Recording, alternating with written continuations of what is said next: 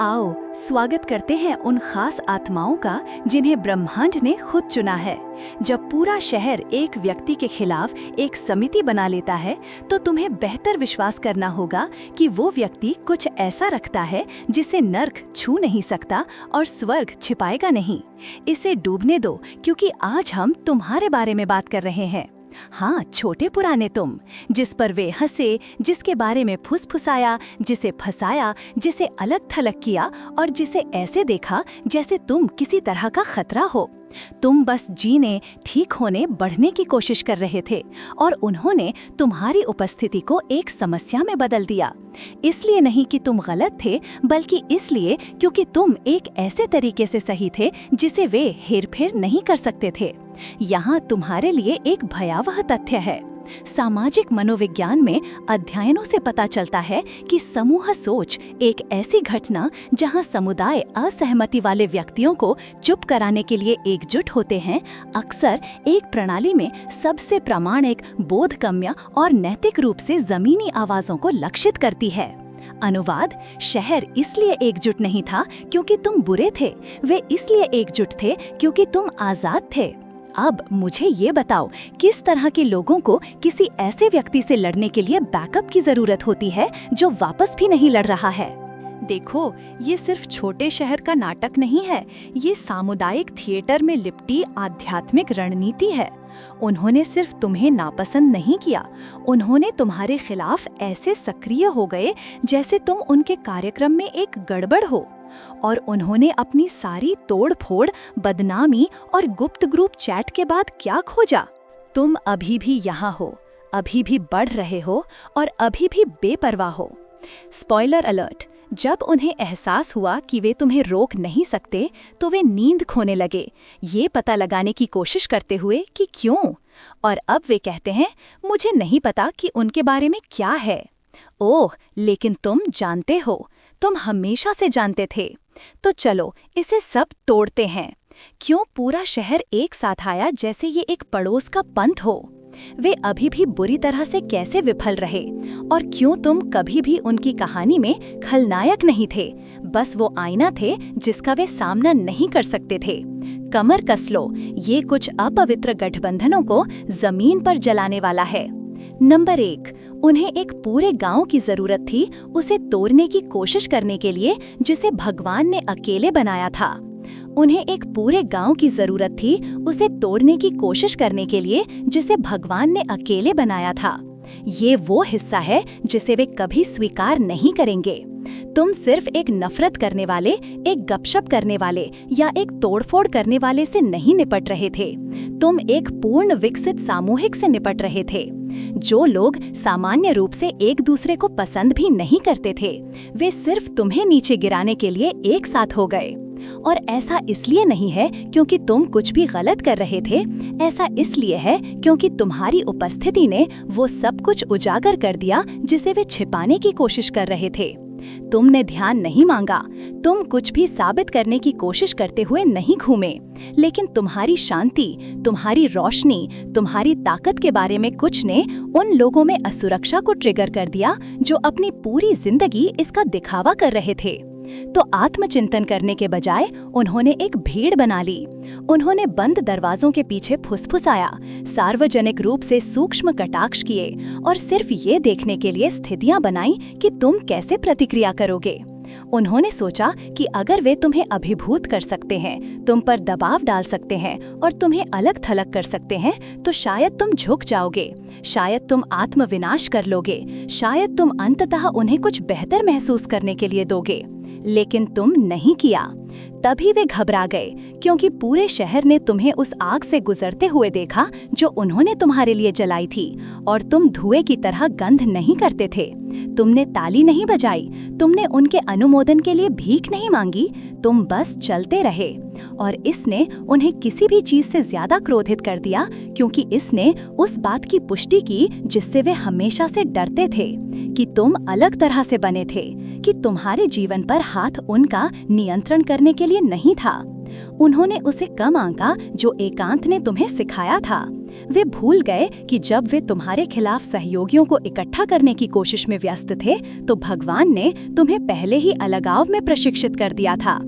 उसने तुम्हें सिखाया कि नकली मुस्कान कैसे समझें, हेर-फेर कैसे पहचानें, शोर से घिरे होने पर चुपचाप कैसे चलें।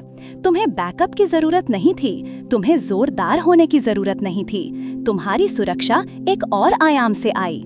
और जब लोग दिव्य समर्थन वाले किसी से लड़ते हैं तो वे हमेशा हारते हैं, भले ही वे अल्पकाल में कुछ लड़ाइयां जीत लें। सच तो ये है कि वे तुम्हें उजागर करने की कोशिश में खुद को उजागर करते हैं, और अब उनकी सारी एकता केवल ये साबित करती है कि तुम उन प्रणालियों के लिए कितने खतरनाक हो जिनसे वे लाभवंतित होते हैं। तुम सिर्फ पूरे शहर के तुम्हारे लिए आने से बचे नहीं, तुमने इसे कृपा के साथ करके उन्हें शर्मिंदा कर दिया। वो शक्ति है, वो भगवान है, वो तुम हो। नंबर 2, उनका सामूहिक प्रयास भेस में एक स्वीकारोक्ति थी। उन्होंने सिर्फ तुम पर हमला नहीं किया, उन्होंने कबूल किया। जिस क्षण पूरा शहर अजीब तरह से व्यवहार करने लगा, अफवाहें फैलाने लगा, तुम्हें तिरछी नजर से देखने लगा और तुम्हारे खिलाफ चुपचाप गठबंधन बनाने लगा, उन्होंने एक शब्द कहे बिना खुद को बता दिया। क्योंकि कोई भी ऐसी चीज के साथ युद्ध में नहीं जाता जिसे वे अप्रासंगिक समझते हैं। वे कुछ भी बचाने के लिए एक साथ नहीं आए, वे डर से एक साथ आए। तुम जो ढोते थे उसके डर से, तुम जो प्रतिनिधित्व करते थे उसके डर से, तुम्हारी उपस्थिति ने उनकी सच्चाई की कमी के बारे में जो खुलासा किया उसके डर से। चलो ईमानदार रहें, तुम वास्तव में क्या खतरा थे? तुम एक सेना के साथ नहीं आए। तुम्हारे पास हैसियत, पैसा या किसी पर नियंत्रण नहीं था। तुम्हारे पास बस सच्चाई, प्रामाणिकता, एक अलग आत्मा थी। वे खरीद, धमका या बॉक्स में बंद नहीं कर सकते थे, और इसीलिए वे घबरा गए, क्योंकि तुम्हारी रोशनी उन झूठों को उजागर करने लगी जिन पर वे जी रहे थे। तुम्हारी वृद्धि ने उन्हें स्थिर दिखाया, तुम्हारी शांति ने उन्हें अपनी अराजकता पर सवाल उठाने पर मजबूर कर दिया, और खुद पर काम करने के बजाय उन्होंने तुम्हें समस्या बनाने की कोशिश की। ये किताब में सबसे पुरानी चाल है। जो तुम्हें दोषी ठहराता है उसे राक्षसी बनाओ, इस तरह तुम्हें बदलना नहीं पड़ेगा। उन्हें तुम्हें अस्थिर, पागल, अहंकारी या भ्रमित के रूप में चित्रित करने की जरूरत थी, क्योंकि अगर लोग कभी भी तुम्हें वास्तव में देखने के लिए रुकते, अगर वे कभी भी तुम्हारी आत्मा में सच्चाई देखने के लिए काफी करीब आते, तो जिस नकली नींव पर उन्होंने अपना जीवन बनाया था वो ढहने लगती। तो उन्होंने अपने डर को एक कहानी में बदल दिया और इसे सुसमझ की तरह बेचा। लेकिन ऐसा करके उन्होंने अपनी कमजोरी को उजागर कर दिया। फुसफुसाहट सिर्फ गपशप नहीं थी, वे संकेत थे, इस बात का सबूत कि तुम में कुछ ऐसा था जो उस प्रणाली के साथ ठीक नहीं बैठता था, जिसकी वे सभी रक्षा करने की कोशिश कर रहे थे। इसीलिए ये एक या दो लोग नहीं थे, ये समूह थे, ये सामूहिक ऊर्जा थी, ये परिकलित था। उन्हें तुम्हारे खिलाफ आने के लिए एक भीड़ की जरूरत थी, क्योंकि तुम्हारी उपस्थिति ने ये स्पष्ट कर दिया कि वे उतने पवित्र, मजबूत या ईमानदार नहीं थे जितना दिखावा किया था। अंत में जितना ज्यादा उन्होंने तुम्हें बदनाम करने की कोशिश की, उतना ही ये स्पष्ट हो गया कि तुम कुछ ऐसा ढो रहे थे जिसे वे नहीं समझते थे। उनके खिलाफ उनकी एकता एक रणनीति नहीं थी, ये एक स्वीकारोक्ति थी। तुम्हें कभी भी सत्यापन के लिए लड़ने की जरूरत नहीं थी। जिस तरह से वे तुम्हारे चारों ओर चले, उसने पहले ही साबित कर दिया कि तुम्हारे पास कुछ वास्तविक, कुछ दुर्लभ, कुछ ऐसा था जिसे नरकवासी देखने के लिए खड़े नहीं हो सकते थे। नंबर 3, तुम उनका आईना थे, इसीलिए वे सब राक्षस बन गए। तुम उनके दुश्मन नहीं थे, तुम उनका आईना थे, और इसीलिए वे तुम्हारे चारों ओर राक्षस बन गए। जुनूनी, हताश, तुम्हारे अतीत को अलग करते हुए, पुराने रिश्तों को खंगालते हुए, उन बिंदुओं को जोड़ने की कोशिश करते हुए जो मौजूद भी नहीं थे। वे कुछ ढूंढना चाहते थे, कुछ भी जो तुम्हारे नाम को दागदार कर सके। इसलिए नहीं कि तुमने उनके साथ गलत किया, बल्कि इसलिए क्योंकि तुम्हारे चरित्र ने उनकी कमी को उजागर कर दिया। लेकिन चाहे उन्होंने कितनी भी दूर तक खोजा, जमीन साफ रही। कोई कांड नहीं, कोई कंकाल नहीं, बस अखंडता, लचीलापन और इतिहास जो उस कहानी से मेल नहीं खाता था।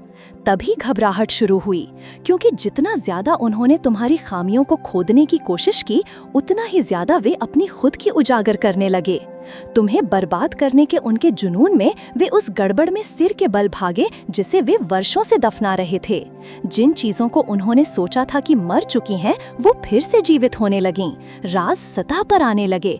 पुराने झूठ जो उन्होंने दूसरों के बारे में कहे थे, वो वापस चक्कर लगाने लगे।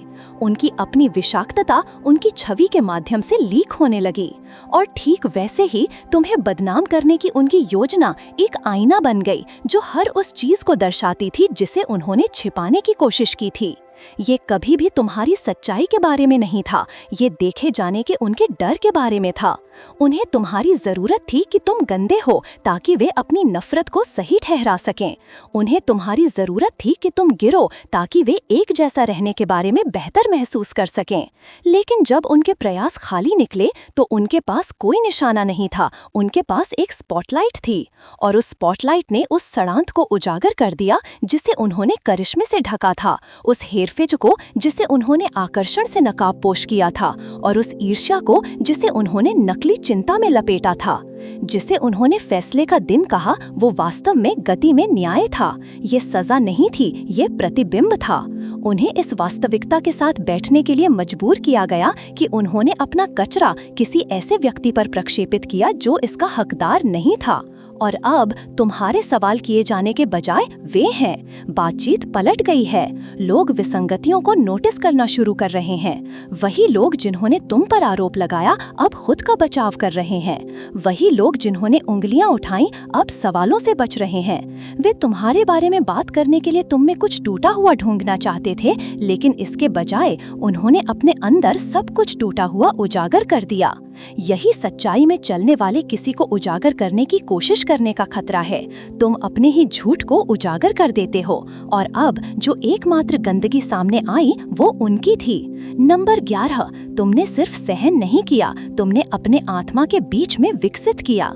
उन्होंने सोचा कि अमले तुम्हें चकनाचूर कर देंगे, कि झूठ, तोड़फोड़, खामोश व्यवहार और दब्बा अभियान तुम्हें अपना दिमाग खो देंगे, अभिनय करेंगे या दबाव में ढह जाएंगे। लेकिन बिखरने के बजाय कुछ अप्रत्याशित हुआ, तुम विकसित हुए। ठीक युद्ध के बीच में तुमने स्तर बढ़ाया। तुमने सिर्फ आग से बचे नहीं, उन्होंने गलती से तुम्हारा अगला रूप सक्रिय कर दिया। जब वे तुम्हें कमजोरी के संकेतों के लिए देखने में व्यस्त थे, तो तुम चुपचाप पैटर्न का अध्ययन कर रहे थे, सीख रहे थे, देख रहे थे, बढ़ रहे थे। हर घाव ने तुम्हें नकलीपन को तेजी से पहचानने का तरीका सिखाया। हर विश्वासघात ने तुम्हारे विवेक को तेज किया। हर सेटअप ने तुम्हें और अधिक आध्यात्मिक रूप से रणनीतिक बना दिया। तुम वहाँ उदास नहीं बैठे थे, तुम अपग्रेड कर रहे थे। उन्होंने सोचा था कि जब तुम चुप हो गए तो तुम छिप रहे थे, लेकिन वास्तव में तुम चुपचाप, जानबूझकर शक्तिशाली रूप से विकसित हो रहे थे। अपने हमलों ने तुम्हारी पहचान को नष्ट नहीं किया, इसने इसे परिष्कृत किया। तुमने उन लोगों को खुद को समझाना बंद कर दिया जो तुम्हें गलत समझने के लिए प्रतिबद्ध थे। तुमने उन जगहों पर समापन का पीछा करना बंद कर दिया जो केवल भ्रम की पेशकश करती थीं। तुमने दूसरों को सहज महसूस कराने के लिए छोटा खेलना बंद कर दिया। जब वे तुम्हें नीचे गिराने के तरीके पर जुनूनी थे, तो तुम अपनी अगली चाल बना रहे थे। और अब तुम कोई ऐसे व्यक्ति बन गए हो जिससे वे निपटने के लिए तैयार नहीं हैं। उन्होंने तुम्हें तब तोड़ने की कोशिश की जब तुम अभी भी चीजों का पता लगा रहे थे, लेकिन अब तुम वही नहीं हो। तुम उसी तरह से प्रतिक्रिया नहीं करते। तुम व्यर्थ के तर्कों या भावनात्मक जालों में नहीं फंसते। तुम ज्ञान, संतुलन, सटीकता के साथ जवाब देते हो।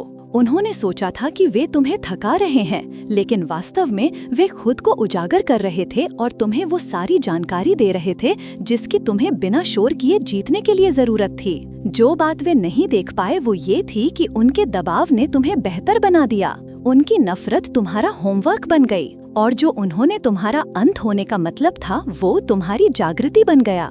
अब वे किसी ऐसे व्यक्ति को देख रहे हैं जो उनकी अपेक्षा से कहीं ज्यादा मजबूत, होशियार और जमीनी है, और ये उन्हें निराश कर रहा है, क्योंकि जो रणनीति वे पुराने तुमको नियंत्रित करने के लिए इस्तेमाल करते थे वो अब काम नहीं करती है। खेल बदल गया और तुम भी बदल गए।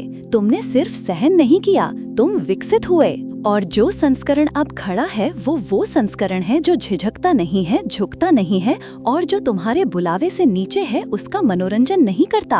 वे तुम्हारी गिरावट की उम्मीद कर रहे थे, लेकिन उन्होंने अंततः तुम्हारी परिवर्तन को देखा। नंबर 12, उन्हें भीड़ की जरूरत थी, तुम्हें बुलावे की जरूरत थी। उन्हें संख्याओं की जरूरत थी, क्योंकि उनके पास शक्ति की कमी थी। ये वो हिस्सा है जिसे कोई भी जोर से नहीं कहता है। एकमात्र तरीका जिससे वे तुम्हारे खिलाफ चल सकते थे वो एक समूह के रूप में था। एक एक करके उनके पास कोई मौका नहीं था, तो उन्होंने वही किया जो कमजोर लोग हमेशा करते हैं। वे इकट्ठा हुए। उन्होंने भीड़, गठबंधन, ग्रुप चैट, गुप्त बैठकें बनाई। वे एक आपसी नफरत पर बंधे, साझा सच्चाई पर नहीं, क्योंकि वे जानते थे कि सच्चाई उनके पक्ष में नहीं थी, ये तुम में खड़ी थी। तुम्हारे पास एक भीड़ नहीं थी, तुम्हारे पास तुम्हें उत्साहित करने वाले रक्षक या तुम्हारी प्रतिष्ठा के लिए अभियान चलाने वाले लोग नहीं थे। तुम्हारे पास बस भगवान के साथ, अपने उद्देश्य के साथ, अपनी आत्मा के साथ संरेखण था। लेकिन तुम्हें बस इतना ही चाहिए था, क्योंकि जब तुम दिव्य असाइनमेंट में चल रहे हो तो संख्याएं मायने नहीं रखती। तुम संख्या में कम हो सकते हो और फिर भी अपराजित हो सकते हो। तुम घिरे हो सकते हो और फिर भी सुरक्षित हो सकते हो। तुम कमरे में अकेले हो सकते हो और फिर भी उसमें हर किसी से ज्यादा अधिकार रख सकते हो। जो बात वे नहीं समझ पाए वो ये थी कि तुम्हारी ताकत कभी भी लोकप्रियता से नहीं आई, ये स्पष्टता से आई। तुम जानते थे कि तुम कौन हो, तुम जानते थे कि तुम्हें क्या करने के लिए बुलाया गया था। तुम उन लोगों के सामने अपने मूल्य को साबित करने की कोशिश नहीं कर रहे थे जो तुम्हें गलत समझने के लिए प्रतिबद्ध थे। तुम अनुमोदन के लिए प्रदर्शन नहीं कर रहे थे, तुम संरेखित थे। और संरेखण तुम्हें एक ऐसी प्रणाली में खतरनाक बनाता है जो भ्रम पर बनी है। उन्होंने तुम्हारी आवाज को शोर से डुबाने की कोशिश की। उन्होंने सोचा कि अगर पर्याप्त लोग एक ही झूठ को दोहराएंगे तो ये सच्चाई बन जाएगा। लेकिन भगवान न्याय को मान्य करने के लिए वोट नहीं लेता। तुम्हें समिति द्वारा नहीं बुलाया गया था, तुम्हें वाचा द्वारा चुना गया था। और जब स्वर्ग तुम्हारा समर्थन करता है तो नरक तुम्हें नहीं रोक सकता, चाहे कितने भी मुंह चल रहे हों। यही वो था जिसने उन्हें डरा दिया। तुम्हारे पास भीड़ नहीं थी, लेकिन तुम्हारे पास पुष्टि थी। जब वे सामूहिक दबाव के माध्यम से नियंत्रण बनाए रखने की कोशिश कर रहे थे तो तुम एकांत में ताकत बना रहे थे, और उस एकांत ने तुम्हें अटूट बना दिया। उन्होंने सोचा था कि तुम अकेले हो, लेकिन तुम कुछ ऊंचे, कुछ शाश्वत के साथ साझेदारी में थे। और जब ये नीचे आया तो ये वास्तव में तुम बनाम दुनिया नहीं था, ये तुम और भगवान बनाम उनका भ्रम था। उनके नियंत्रण का भ्रम, उनकी एकता का भ्रम, उनकी शक्ति का भ्रम। अब भ्रम ढह रहा है और तुम अभी भी खड़े हो, क्योंकि तुम्हें भीड़ की जरूरत नहीं थी, तुम्हारे पास बुलावा था। और वो बुलावा उनके कोलाहल से कहीं ज्यादा जोर से बोल रहा है। नंबर 13, उनकी नफरत एक भविष्यवाणी संकेत थी। उनकी नफरत यादृच्छिक नहीं थी, ये आध्यात्मिक मान्यता थी। उन्होंने तुमसे इसलिए नफरत नहीं की क्योंकि तुम जोरदार, अहंकारी या अपमानजनक थे। तुम्हें बहुत कुछ कहने की जरूरत नहीं थी, तुम्हें कुछ भी असाधारण करने की जरूरत नहीं थी। बस कमरे में होना ही जो वे छिपाने की कोशिश कर रहे थे उसे परेशान करने के लिए काफी था। ऐसा इसलिए है क्योंकि जो तुम ढोते हो वो एक ऐसी आवृत्ति पर बोलता है जिसे राक्षस नजरअंदाज नहीं कर सकते। तुम्हारी उपस्थिति सिर्फ स्थानों में प्रवेश नहीं किया, इसने माहौल को बाधित कर दिया। इसने उन आत्माओं को ट्रिगर कर दिया जो लोगों में, प्रणालियों में, पूरे वातावरण में आराम से बैठी थीं। तुम पसंद किए जाने के लिए नहीं आए, तुम पसंद किए जाने के लिए आए। और प्रकाश हमेशा जो अंधेरे में रहा है उसे उत्तेजित करता है। इसीलिए जो लोग तुम्हें बहुत कम जानते थे उनके पास मजबूत राय थी। इसीलिए जिन लोगों के पास तुमसे नफरत करने का कोई व्यक्तिगत कारण नहीं था, वे अभी भी ऐसे चले जैसे वे तुम्हें रोकने के लिए एक संकेत थे। तुम भविष्यवाणी थे, भविष्य की भविष्यवाणी करने के अर्थ में नहीं, बल्कि इस अर्थ में कि तुम्हारा जीवन, तुम्हारा सार, तुम्हारा अस्तित्व जो आने वाला है उसका एक संकेत था। एक बदलाव, नकली संरचनाओं का एक फाड़, हर उस चीज के लिए जिसे उन्होंने झूठ, हेरफेर और भय पर बनाया था। उन्होंने तुम्हें नहीं देखा, उन्होंने देखा कि तुम्हारे कारण क्या टूटने वाला है। तुमने खतरा होने के लिए नहीं कहा, तुमने एक दिन जागकर निशाना बनने का फैसला नहीं किया। लेकिन जब तुम अपने डीएनए में उद्धार ढोते हो, जब तुम उपचार और सच्चाई में चलते हो, तो तुम स्वाभाविक रूप से जो बीमार और झूठा है उसे उजागर करते हो। लोग तुम पर प्रतिक्रिया नहीं कर रहे थे, वे तुम्हारे अंदर की स्वतंत्रता पर प्रतिक्रिया कर रहे थे। और स्वतंत्रता उन लोगों को डराती है जिन्होंने अपनी पहचान बंधन के इर्द गिर्द बनाई है। तुम समस्यात्मक नहीं थे, तुम भविष्यवाणी थे, तुम टकरावपूर्ण नहीं थे, तुम इस बात की पुष्टि थे कि बदलाव आ गया है और उनका आराम क्षेत्र हिलने वाला है। तुमने लोगों को एक ऐसे तरीके से देखना महसूस कराया जो वे देखना नहीं चाहते थे। तुमने बिना कोशिश किए भी दृढ़ विश्वास लाया। तुम कुछ ऐसा ढोते थे जो उन्हें याद दिलाता था कि वे कौन हो सकते थे अगर उन्होंने समझौता नहीं किया होता। इसीलिए वे तुम्हें बर्दाश्त नहीं कर सकते थे, क्योंकि तुम्हारा जीवन तब भी सच्चाई बताता था जब तुम्हारा मुंह बंद होता था। उनकी नफरत कभी भी तुम्हारे किए के बारे में नहीं थी, ये इस बारे में थी कि तुम किसका प्रतिनिधित्व करते हो। और अब जब तुम ये समझते हो तो तुम इसे व्यक्तिगत रूप से लेना बंद कर सकते हो और इसे सबूत के रूप में पहचानना शुरू कर सकते हो। उनका प्रतिरोध अस्वीकार नहीं था, ये रहस्यवादन था। तुम भविष्यवाणी हो और उन्होंने इसे समझाने से पहले महसूस किया। नंबर 14, तुमने साबित कर दिया कि दिव्य पक्ष प्रार्थना अनुमोदन से ऊपर है। उन्होंने सोचा कि अगर वे पर्याप्त लोगों को तुम्हारे खिलाफ कर सकते हैं तो वे जो तुम्हारे लिए था उसे रोक सकते हैं। उन्होंने मान लिया कि अगर वे कहानी को नियंत्रित करते हैं तो वे परिणाम को नियंत्रित कर सकते हैं। तो उन्होंने सब कुछ करने की कोशिश की, तुम्हारा नाम बदनाम किया, तुम्हें स्थानों से बाहर निकाल दिया, बस संदेह बोने के लिए पर्याप्त फुसफुसाया। उन्होंने सोचा कि प्रार्थना अनुमोदन एक दिव्य असाइनमेंट को रद्द कर सकती है, लेकिन जो बात वे नहीं समझ पाए वो ये है कि पक्ष लोकतांत्रिक नहीं है, ये संप्रभु है। भगवान ने तुम्हें आशीर्वाद देने के लिए कभी भी हाथों का प्रदर्शन नहीं किया। उसने तुम्हारा नाम पुकारने से पहले शहर, मंडली या समिति से परामर्श नहीं किया। और जब स्वर्ग तुम्हें ऊंचा उठाने का फैसला करता है तो कोई भी मानव दैसा प्रोबिशन उस फैसले को उलट नहीं सकता। तुम पहली जगह में उनके अनुमोदन के लिए दौड़ में नहीं थे, तुम्हें वोट नहीं दिया गया था और तुम्हें नियुक्त किया गया था। और ऊपर से नियुक्तियां सिर्फ इसलिए रद्द नहीं हो जाती क्योंकि नीचे के लोग असहज हो जाते हैं। यही वो हिस्सा था जिसने उन्हें हिला दिया। उन्होंने तुम्हारी प्रगति को अवरुद्ध करने के लिए अपनी शक्ति में सब कुछ किया और तुम अभी भी उठे। उन्होंने कहानियां मोड़ी, गठबंधन बनाए, अवसरों को तोड़ने की कोशिश की, लेकिन हर बार जब भी उन्होंने सोचा कि उन्होंने तुम्हें दफना दिया है तो कुछ बेहतर तुम्हारे रास्ते में आ गया। इसलिए नहीं कि तुम्हारे पास कनेक्शन या प्रभाव था, बल्कि इसलिए क्योंकि तुम्हारे पास संरेखण था। दिव्य पक्ष तुम्हारा समर्थन कर रहा था और कोई भी गपशप, बदनामी या सामाजिक साजिश जो तुम्हारे जीवन पर लिखी गई थी उसे ओवरराइड नहीं कर सकती थी। उन्होंने तुम्हारी वृद्धि देखी और सोचा कि ये अनुचित है। उन्होंने सोचा कि ये भाग्य है। उन्होंने सोचा कि किसी ने तुम्हारे लिए तार खींचे होंगे और एक तरह से वे सही थे। भगवान ने किया। जो बात वे नहीं समझ पाए वो ये थी कि हर बंद दरवाजा, हर अस्वीकार, हर झूठ वास्तव में तुम्हें उस सही रास्ते के करीब पहुंचा रहा था। उनकी नाक ने तुम्हें सीधे भगवान की हाँ में ले गया। तुम यहाँ राजनीति खेलने या आगे बढ़ने के लिए अंगूठे चूमने नहीं थे। तुम देखे जाने या शामिल होने के लिए भीख नहीं मांग रहे थे। तुम जमीनी रहे, वफादार रहे और अपने जीवन के फल को बोलने दिया। और अब वही लोग जिन्होंने तुम्हें अवरुद्ध करने की कोशिश की, उन्हें दरवाजे तुम्हारे नाम के साथ खुलते हुए देखना होगा। ऐसे दरवाजे जिन्हें कोई आदमी बंद नहीं कर सकता, क्योंकि कोई आदमी उन्हें पहली जगह में नहीं खोला था। उन्होंने तुम्हारे खिलाफ अपनी आवाजें उठाई, लेकिन अंत में केवल एक आवाज का अंतिम कहना था और उसने कहा, चुना हुआ। यही वही था जिससे तुम अभी भी खड़े हो। यही वही था जिससे वे विफल हुए। उन्होंने सोचा था कि वे तुम्हारा अंत लिख रहे हैं, लेकिन उन्होंने वास्तव में जो कुछ भी किया वो तुम्हारी शुरुआत के लिए मंच तैयार करना था। जो तुम्हें नष्ट करने के लिए था वो दिव्य सबूत बन गया। झूठों ने तुम्हारा मंच बनाया, तोड़-फोड़ ने तुम्हारी ताकत का खुलासा किया, खामोशी ने कोशिश की, वो तुम्हारे बनने के लिए पृष्ठभूमि बन गया। तुम पर सिर्फ हमला नहीं किया गया, तुम्हें अभिषिक्त किया गया। तुम्हें सिर्फ बाहर नहीं किया गया, तुम्हें अलग रखा गया।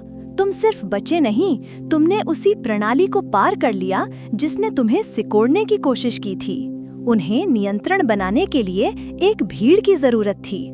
तुम्हें बुलावे को सक्रिय करने के लिए संरेखण की जरूरत थी। और हर बार जब उन्होंने सोचा कि उनका ऊपरी हाथ है, तो स्वर्ग ने उन्हें याद दिलाया, ये एक ढका हुआ है। उन्होंने तुम्हें अध्ययन करने, तुम्हें विच्छेदित करने, तुम्हें परिभाषित करने की कोशिश की, लेकिन भगवान तुम्हें विकसित कर रहा था। तुम उनकी आंखों के ठीक सामने विकसित हुए। उन्होंने गंदगी फेंकी और ये मिट्टी में बदल गई। उन्होंने आग लगाई और तुम परिष्कृत होकर बाहर आए। उन्हें खामियां नहीं मिली, इसलिए उन्होंने अपनी खुद की उजागर कर दी। तुम मिथक, आईना, आंदोलन बन गए, बिना कभी ताली बजाने या नीचे झुकने की जरूरत के। इससे पुष्टि होने दो, तुम कभी भी साधारण नहीं थे। युद्ध ने इसे साबित कर दिया, विपक्ष ने इसकी पुष्टि की, अस्तित्व ने इसे सील कर दिया। तुम वही व्यक्ति नहीं हो जिस पर उन्होंने हमला किया। तुम वो ब्लूप्रिंट हो जिसके लिए वे तैयार नहीं थे। और सबसे अच्छा हिस्सा, तुम अभी शुरू हो रहे हो। तो अब अपना सिर ऊंचा रखो, अहंकार में नहीं बल्कि रहस्योद्घाटन में। तुम्हें अपने असाइनमेंट में चलने के लिए उनकी स्वीकृति की जरूरत नहीं है, तुमने कभी नहीं की। उनकी नफरत एक संकेत थी, तुम्हारा अस्तित्व एक भविष्यवाणी पूरी हुई, और तुम्हारी वृद्धि वो वास्तविक समय में दिव्य न्याय है। यदि इस संदेश ने तुम्हारी आत्मा में कुछ गहरा हिलाया तो बस स्क्रॉल न करें, इसे गूंजने दें, इसे चलने दें, इसे फैलने दें। यहाँ बताया गया है कि तुम कैसे मदद कर सकते हो। यदि तुम कभी आग से गुजरे हो और परिष्कृत होकर बाहर आए हो तो एक टिप्पणी छोड़ो। यदि तुम कभी वो थे जिसे उन्होंने तोड़ने की कोशिश की लेकिन नहीं कर सके तो इस वीडियो को लाइक करें। इसे किसी ऐसे व्यक्ति के साथ साझा करें कि दिव्य पक्ष सार्वजनिक अनुमोदन से ऊपर है। और सबसे महत्वपूर्ण बात, उस सब्सक्राइब बटन को दबाएं और अधिसूचना घंटी चालू करें ताकि तुम कभी भी एक और भविष्यवाणी डाउनलोड, कच्ची सच्चाई या आध्यात्मिक रहस्यवाद ना चूक सको जो चुने हुए के लिए दर्जी है। तुम सिर्फ सामग्री नहीं देख रहे हो, तुम स्पष्टता में कदम रख रहे हो। चलो एक ऐसा समुदाय बनाएं जहां नजरअंदाज किए गए उठें, गलत समझे बोलें और चुने हुए अपना सही स्थान लें। ये एक चैनल से ज्यादा है, ये एक आंदोलन है। इसे सिर्फ देखो मत, इसके साथ चलो।